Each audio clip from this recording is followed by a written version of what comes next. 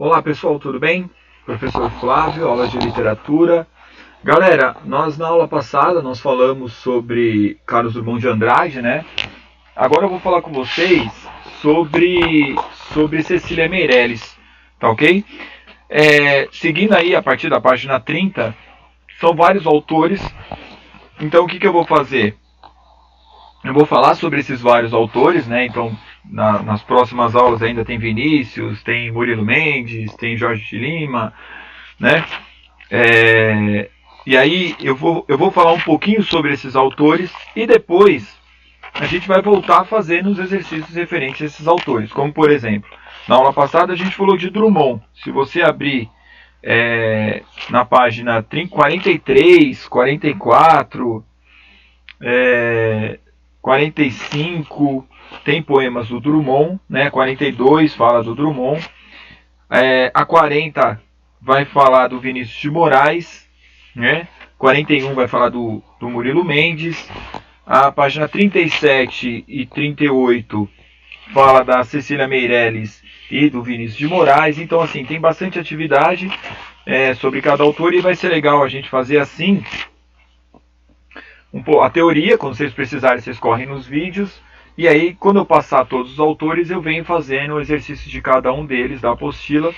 E aí fica mais fácil para a gente memorizar e a gente vai ter aí um feedback maior dos conteúdos, tá bom? Então hoje eu vou falar com vocês sobre a Cecília Meirelles, é uma autora sensacional. Vou dar algumas indicações para vocês bacanas de autoras, né, de filmes, então é legal vocês anotarem no cantinho da apostila aí, tá bom? É sempre importante, tá? Bom, então é o seguinte, vamos lá. A gente tá falando da poesia, né, e a gente vai falar dessa delicadeza aí que é a Cecília Meirelles, tá? Bom, para começar tem essa epígrafe aí que a gente vai fazer alusão a ela várias vezes hoje, mas dá uma olhadinha aí no que eu vou ler. E veja só como é interessante, né, o olhar que ela tem, né, é bem bacana. Eu não tinha este rosto de hoje, assim calmo, assim triste, assim magro, nem esses olhos tão vazios, nem o lábio amargo. Eu não tinha estas mãos sem força, tão paradas e frias e mortas. Eu não tinha este coração que nem se mostra. Eu não dei por esta mudança, tão simples, tão certa, tão fácil. Em que espelho ficou perdida a minha face? Né? Então aí eu coloquei uma imagem, né? Eu demorei para achar uma imagem legal assim, né? De uma senhora se olhando no espelho e se vendo jovem, né? Então como a beleza é efêmera, né? Como a vida é efêmera, a vida é passageira, a gente nota isso na essência do poema, quando ela se olha no espelho e não se reconhece, né? Uma das leituras aí plausíveis. Bom, então, né, a gente falou do Drummond, a gente vai falar da Cecília Meirelles, né, depois a gente vai falar do Vinícius, Murilo Mendes e Jorge de Lima, ok? Então, basicamente do que eu falei sobre o Drummond, algumas coisas sobre o Drummond, a gente já pode usar também na Cecília Meirelles, tá bom? E aí, né, nesse panorama que a gente tem dessa autora fantástica, que é a principal figura, né, feminina nesse momento, assim, né? É uma poesia mais intimista, né? Mais profunda, né? E é bem interessante, tá bom? Ela trilhou um caminho muito particular, né? O que dificulta a sua classificação dentro da esfera literária, né? Seus versos apresentam características de vários segmentos, dentre eles do simbolismo, ok? Bom, vamos fazer aí um remember, né? Vamos tentar lembrar aí o que é o simbolismo, ok? O simbolismo é uma escola, né? Um momento literário contrário ao realismo, né? Não há uma preocupação fiel da realidade, né? De representar fielmente a realidade. Então é uma arte da sugestão, né? A gente falou sobre isso. Caso você não se lembre, quando a gente falou de vanguarda europeia, quando entrou em expressionismo, eu citei isso para vocês. Então é a junção da sugestão, né? Então o autor sugere elementos para vocês e vocês têm que interpretá-los, assim como a sua intuição, né? Ele é uma reação ao período real naturalista, né? Mas ele é contemporâneo dessas escolas, né? E o simbolismo ele vai beber lá da segunda geração romântica, tá bom? Né, daquele ultrarromantismo. Então é um período bem pesado. Eu particularmente eu gosto muito disso. Tem muita obra, muitos filmes, né, baseados nesse período aí, nesses caras. Então vocês vão encontrar grandes obras relacionadas ao simbolismo, né? E aí eu gostaria de indicar para vocês o filme Melancolia, né, do La Von Trier. Um diretor problemático e assim que gera muita polêmica, né? Ele tem filmes aí pesadérrimos, né? Como Ninfomaníaca, né? Volume 1 e volume 2. É um filme bem pesado, né? Então não recomendo que assista perto de criança, que vocês... Bom, é filme que tem pornografia e tudo mais, né?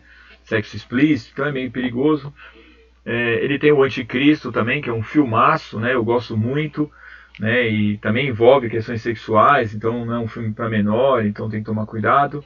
Dogville, né? Foi o primeiro filme que eu vi dele, que é espetacular. E o Melancolia vale a pena vocês conhecerem, tá bom? Então é um momento de espiritualidade, né? De misticismo, sugestão, imprecisão, sinestesia, né? É muito presente na poesia simbolista e na poesia da Cecília, assim como a musicalidade. E a maiúscula alegorizante é uma característica do simbolismo, tá bom? Mas esses elementos aí, a maioria deles se encontram na obra da Cecília. Então ela se tornou conhecida no meio literário a partir da participação na corrente espiritualista da geração de 22, né? E de 30, né? Aos poucos ela vai se afastando disso, né? E vai incorporando novos elementos e vai ganhando uma nova projeção. Então seus versos geralmente são curtos e cheios de musicalidade e reflete sobre a brevidade da vida, razão da existência, solidão e morte. A morte acompanhou muito tempo a Cecília Meirelles, ela perdeu quase todo mundo durante sua vida, né? E aí isso tudo vai imprimir um caráter mais intimista na obra dela. Então se você entender bem isso, né, essa biografia dela, você vai entender bem a obra dela. Repare que aqui eu inverti agora, né? Não é mais um... Eu inverti não, perdão. Ainda não chegou a hora da inversão. Aqui você percebe, né, a senhora sentada de frente para penteadeira, né, se vendo jovem, né, Miss, toda linda e maravilhosa, né. E então por fora, né, ela envelhece, mas por dentro se mantém jovial e linda e não se reconhece, né. Então é uma metáfora. E aqui é o contrário, né. É uma jovem se vendo velha. E essa é Florbela Espanca, é uma poetisa portuguesa maravilhosa, né? Dispensa qualquer tipo de comentário. Também teve uma vida muito conturbada, né? E vale a pena aí vocês darem uma pesquisada, né? Darem uma conhecida na obra dela. Ela tem esse nome porque quando ela foi adotada, o pai perguntou por que uma flor tão bela ainda não havia sido adotada. E você vê aí, né? Eu estou fazendo a conta aqui, que eu sou horrível em matemática, morreu com 36 anos de idade. Muito jovem, né? E, sei lá, é complicado, né? É muito complicado. Bom, sou velha e triste, nunca o alvorecer de um riso são andou na minha boca, gritando que me acudam em voz rouca. Eu, náufraga da vida, ando a morrer. Olha isso, cara. A vida, que ao nascer enfeita a touca de alvas rosas a fronte da mulher, na minha fronte mística de louca martírio só poisou o emurgecer, né? De murchar. E dizem que sou nova, a mocidade estará só então na nossa idade, ou está em nós, em nosso peito mora. Tenho a pior velhice, a que é a mais triste, aquela onde nem sequer existe lembrança de ter sido nova outrora. Pesado, né, cara? Ela se via velha, ela se via... né? É uma poetisa simbolista e traz todo esse martírio, todo esse amargor aí, né? Agora dá uma olhadinha num comentário da Cecília Meirelles sobre ela mesma. Nasci mesmo aqui no Rio de Janeiro, 3 meses depois da morte do meu pai. E perdi minha mãe antes dos 3 anos. Tá bom 6 começar assim? Essa e outras mortes ocorridas na família acarretaram muitos contratempos materiais, mas, ao mesmo tempo, me deram, desde pequenina, uma tal intimidade com a morte que docemente aprendi essas relações entre o efêmero e o eterno. Esse é o mote da poesia dela, o efêmero e o eterno. Em toda a minha vida, nunca me esforcei para ganhar, nem me espantei por perder. A noção ou o sentimento da transitoriedade de tudo é o fundamento mesmo da minha personalidade. Aí a explicação do que eu havia dito para vocês. Esse aqui é um dos poemas mais belos dela, assim, na minha opinião, né? Eu acho essa poesia linda, né? E aí ela diz o seguinte, o motivo, né? Eu canto porque o instante existe e a minha vida está completa, não sou alegre nem sou triste, eu sou poeta. Irmãos, das coisas fugidias não sinto gozo nem tormento, atravesso as noites e os dias no vento. Se desmorono ou se edifico, se permaneço ou me desfaço, não sei, não sei, não sei se eu fico ou se passo. Sei que canto e a canção é tudo. Tem sangue eterno a asa ritmada. E um dia sei que estarei mudo, mais nada. Então você vê a questão do eterno e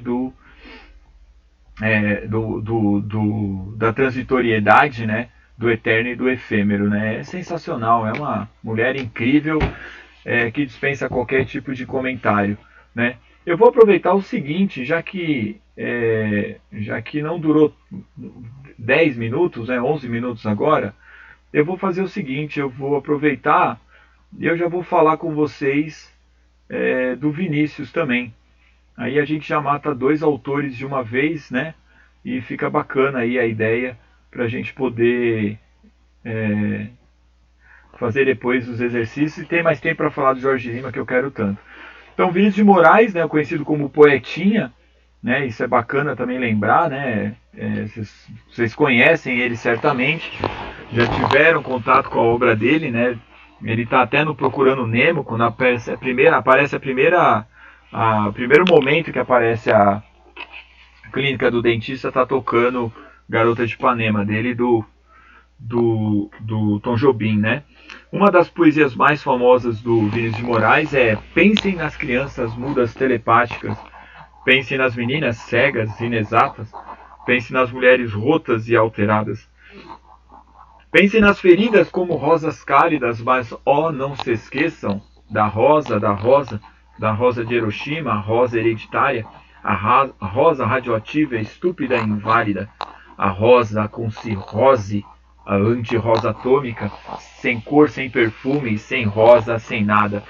Rosa de Hiroshima, obviamente, é uma menção aí a bomba, né? Bomba atômica, a explosão das bombas. E aí você vê as reações que a bomba causou nas mulheres, nas pessoas e como ela despetalou o amor também na vida. Esse é um dos poemas mais incríveis dele. Essa poesia ela também está musicada ela foi tocada, né, pelo Secos e Molhados do Ney Matogrosso, a versão mais conhecida, né? Vale a pena vocês pesquisarem, né? Então aí a menção à rosa, né? A rosa que o Vinícius incorporou nesse poema, né? Uma coisa horrorosa que é a guerra. Bom, então a gente falou de Drummond, falou de Cecília, agora a gente fala do Vinícius de Moraes, ok? E aí, seguindo a minha brincadeira aqui, ó, foi um importante nome da nossa literatura, mas também da música popular brasileira, né? Altamente comunicativo, Vinícius definia sua poesia, definia-se como poeta e diplomata, o branco mais preto do Brasil na linha de Xangô, Saravá, né? Ele era ateu, mas depois ele, assim como o Jorge Amado e outras pessoas, acabam tendo um contato muito forte com o candomblé.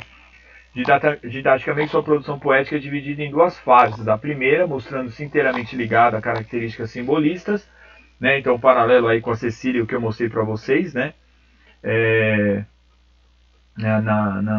Tudo que a gente viu de Cecília Meirelles e simbolismo, a gente pode usar também parte para o Vinícius de Moraes, e depois a parte mais moderna, né? Das músicas e tudo mais que a gente conhece dele, né? Aqui você tem os estágios da vida dele, ele era muito bonito, né? Foi ele que ensinou a irmã do Chico Buarque a tocar violão, a Miúcha. Ele tinha um grande contato com a família do Chico Buarque, muito legal a história. O Chico foi parceiro dele, ele teve grandes parceiros na música, né? Baden Powell, que eu adoro, né? Depois vou mostrar alguns discos para vocês, né? Na hora que a gente for falar dos exercícios. Toquinho, né? Que vocês sabem, da Aquarela, foi um grande parceiro dele, né? O próprio Chico Buarque, Tom Jobim, dentre vários aí, tá bom? Então vamos lá, né? O estado espiritual, né? Do Vinícius de Moraes. Eu, Senhor, pobre massa sem seiva, eu caminhei, nem senti a derrota tremenda do que era mal em mim. A luz cresceu, cresceu interiormente e toda me envolveu. A ti, Senhor, gritei que estava puro e na natureza ouvi a tua voz. Pássaros cantaram no céu, eu olhei para o céu e cantei, e cantei. Bonito, né? Então os textos desse período, né, apresentam temas ligados aos aspectos religiosos, a angústia, né, o conflito entre o carnal e o espiritual, tá bom? A segunda fase, os textos deles perdem o tom espiritual e voltam para os aspectos do cotidiano, principalmente o amor, né? A mulher também passou a ser um tema frequente na poesia dele, né? Tanto que uma vez, quando perguntado sobre as 3 coisas mais importantes na vida, ele respondeu: primeira mulher, segunda mulher e por fim a mulher. Garota de Ipanema é a música dele, do Tom Jobim, né? Símbolo da bossa nova e hoje a canção brasileira mais gravada no mundo. Isso é bem interessante. Aqui ele com o magnífico Tom Jobim. Obviamente morreram decorrência de cigarro, bebida, né? E o Vinícius dizia que o uísque era o cachorro engarrafado, né? Aqui ele com o Toquinho, belíssimo Toquinho, gênio Toquinho, vivo, graças a Deus, né? Desses 4 aí. É um cara que eu tenho um carinho muito grande, é um grande músico, né? E passou por muita coisa aí, né? Tem muita coisa para contar. Agora essa foto é de virar a cabeça, né, meu? Olha a cara do Chico Buarque olhando para o grande poeta Manuel Bandeira. Manuel Bandeira, à esquerda, Chico, Tom Jobim e Vinícius de Moraes. Essa foto, olha, dá vontade de chorar de olhar para essa foto, né? Olha a honra, né? A vida que esse moleque, Chico Buarque, teve. Depois pergunta por que ele é tão bom, né? Olha essa foto, é inacreditável. Rômulo, mostra a foto pro seu pai e me fala a reação depois. Bom, depois nós temos o soneto de fidelidade, né, que é um soneto muito famoso dele. Aqui está com erro de diagramação, né, eu peço perdão, mas eu vou ler para vocês. De todo o meu amor serei atento, e antes de com tal zelo, e sempre tanto, que mesmo em face do maior encanto, dele se encante mais meu pensamento. Quero viver em cada vão momento, e em seu louvor hei de espalhar meu canto, e rir meu riso, e derramar meu pranto ao seu pesar e ao seu contentamento. E assim, quando mais tarde me procure, quem sabe a morte, a angústia de quem vive, e quem sabe a solidão, fim de quem ama, eu possa me dizer do amor que eu tive, que não seja imortal posto que é chama, mas que seja infinito enquanto dure. É lindo demais, malandro. Caraca, velho. Isso aqui, um conhaque, olhando para a lua, como diria Drummond, é de fazer o cabra chorar. Os últimos 3 versos é uma estrofe só, tá bom? Aqui juntou sem querer, né? Porque é um soneto, 2 quartetos e 2 tercetos, tá? Peço perdão. Então Vinícius, ao contrário dos primeiros modernistas, não abandonou todas as formas fixas, né? Então o soneto passou a ser aí um dos seus formatos preferidos para escrever, tá bom? Depois a gente tem temas relacionados à realidade, né, à preocupação social. E aí eu trouxe o Operário em Construção para vocês. Era ele que erguia casas onde antes só havia chão. Olha que linda essa imagem. Como um pássaro sem asas, ele subia com as casas que lhe brotavam da mão. Né? O cara ergue, né, cara, a casa. Mas tudo desconhecia de sua grande missão. Não sabia, por exemplo, que a casa de um homem é um templo sem religião. Como tampouco sabia que a casa que ele fazia, sendo a sua liberdade, era a sua escravidão. Bonito demais, né? Bonito demais. É isso, galera. Então vocês viram aí, né, 2 aspectos importantes sobre dois grandes autores, Vinícius e Cecília. Vocês viram que eles dialogam, esse período dialoga mesmo, vocês vão perceber, né? E é muito bacana que vocês se liguem nisso. O próximo vídeo que eu vou fazer para vocês vai ser do Murilo Mendes e do Jorge de Lima. Claro que eu vou dar um ênfase maior para o Jorge de Lima, porque eu quero, porque eu amo o Jorge de Lima, é demais, né? Vocês sabem a minha história com o Jorge de Lima. Então, espero que vocês gostem, tá bom? Galera, é isso. Olha, nós fizemos, vou recomendar por enquanto vocês irem fazendo. Operar em Construção, da página 31, tem o poema inteiro para vocês lerem. Aliás, perdão, parte do poema, né, não está inteiro. E aí vocês têm algumas atividades para fazer dele, né, que vai ser do 1 até o 7. Depois, como a gente falou da Cecília Meirelles, vocês podem fazer a 37 e podem fazer a 38, que foi o texto do Vinícius de Moraes, que é o texto do Vinícius de Moraes, né? Depois tem a página 40, tem outro poema dele, né? Então tem vários poemas aí, vocês podem fazê-los de acordo com os autores que a gente estuda, né? Vai fazendo os exercícios, porque depois que eu falar de todos eles, eu vou vir corrigindo e analisando os poemas. Eu vou separar depois meus discos, os livros que eu tenho desses autores para mostrar para vocês. Eu tenho muita coisa legal e a gente vai conversando, tá bom? Beijão, galera. Fica com Deus e obrigado.